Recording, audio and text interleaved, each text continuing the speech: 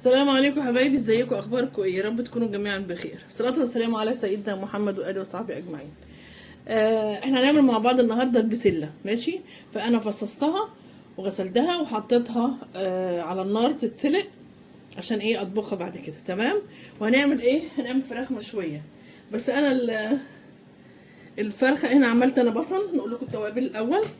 هنا عملت بصلايه صغيره وحطيت توم باودر وبصل باودر وبهارات فراخ وملح وفلفل. ما حطيتش الملح، حطيت الفلفل.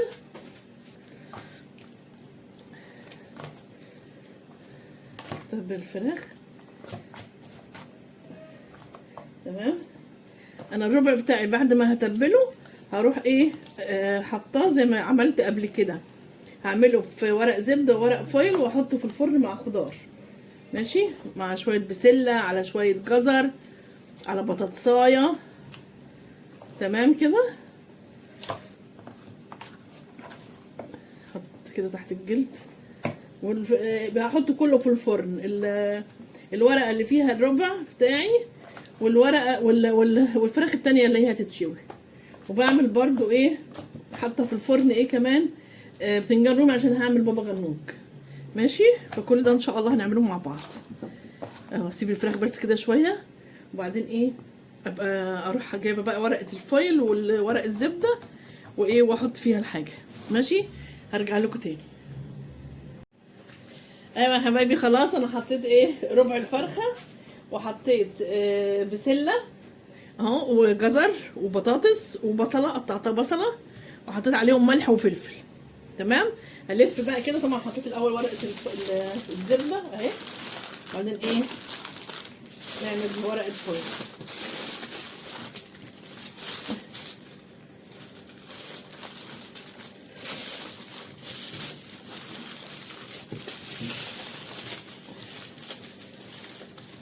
الاكله دي بتبقى جميله قوي يا جماعه. حلوه قوي.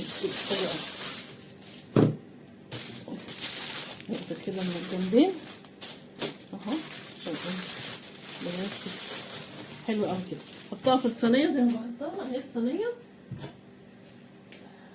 الصينيه حطها فيها، ما تحطيش فيها اي حاجه ولا ميه ولا اي حاجه. هي الفرخه هتجيب ميتها وهتستوي فيها الحاجه بالبخار وكده وخلاص. تمام كده. اما تستوي بقى هوريها لكم. ايوه يا حبايبي، احنا بنعمل مع بعض البسله. تمام. انا طبعا البسله خلاص اتسلقت هي والجزر، رحت صفياهم وجبت بقى الحله عملت فيها قطعت فيها بصلايه صغيره وايه واربع فصوص توم. تمام. وحطيت عليهم سمنه، معلقه سمنه بس كده. تحمر بقى وبعدين ايه يعني هنخليها تبقى لونها ذهبي كده اصفر، يعني ما تحمريهاش تبقى لونها غامق، لا. تمام. وعملت قوطه في الخلاط، ضربت قوطه في الخلاط واحط عليها برضو معلقه صلصه. تمام. ونعمل رز بالشعريه ان شاء الله. الفراخ في الفرن والورقه اللي فيها الفرخه والخضار السوتيه برضو في الفرن، والبتنجان الرومي بالفرن، كله في الفرن.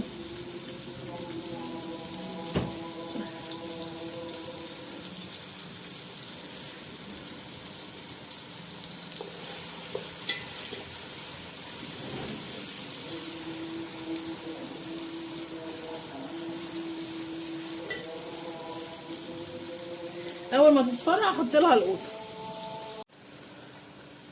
ايوه يا حبايبي، خلاص بقى هنحط القوطه اللي ضربتها في الخلاط.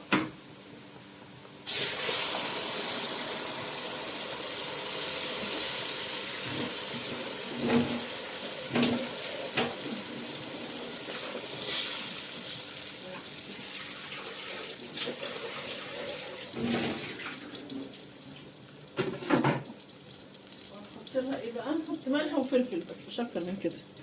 ملح وفلفل. تمام.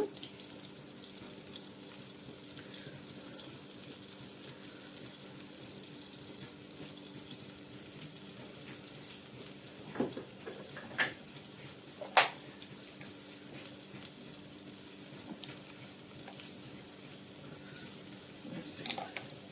لو عايزة ملح يبقى نحط لها تاني.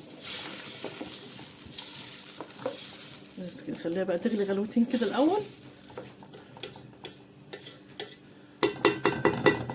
بعدين هحط لها الشوربه ونحط البسله. تمام كده ماشي يا حبايبي.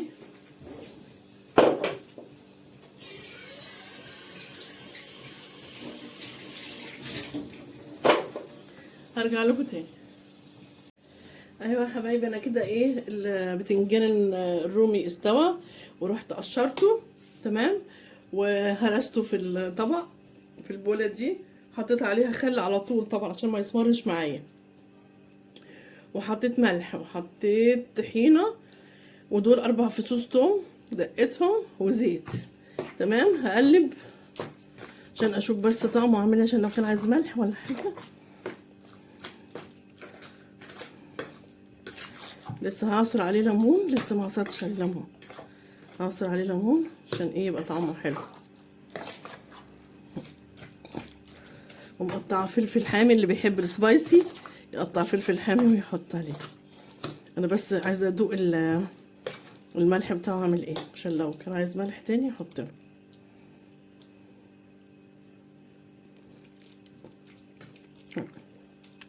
حلو كده.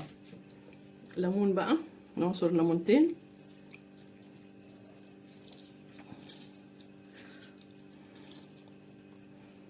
بيدي طعم حلو قوي الليمون على فكره. حتى لو عملتي صلصه طحينه وحطيتي عليها ليمون غير الخل بتبقى حلوه قوي، بتديها طعم تاني خالص.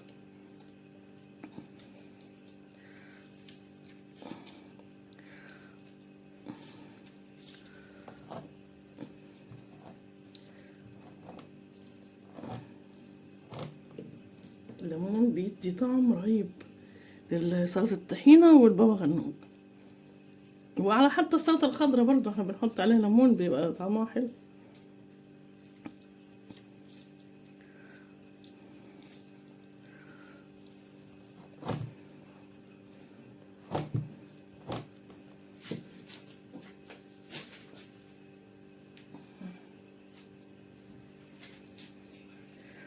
بس انا بدوقها قبل ما احط الشطه عشان ما احط الشطه مش هقدر اكل منها كده، حاف صعب.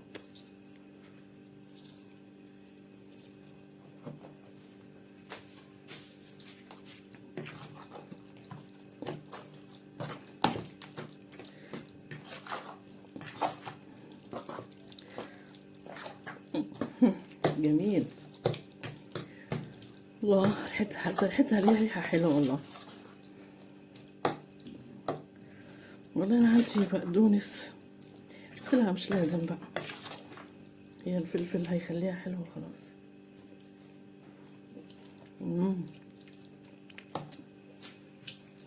احط حاجه بسيطه ملح بس كده، ونحط الفلفل بقى ونقلب. ادي الفلفل الحامي غسلته وقطعته بس كده. يا ريحته صعبه قوي، ريحته زعقه ايه الفلفل الحامي. خلاص كده مش هقدر ادوقها دلوقتي، يعني ممكن بالعيش او اي حاجه كده ممكن.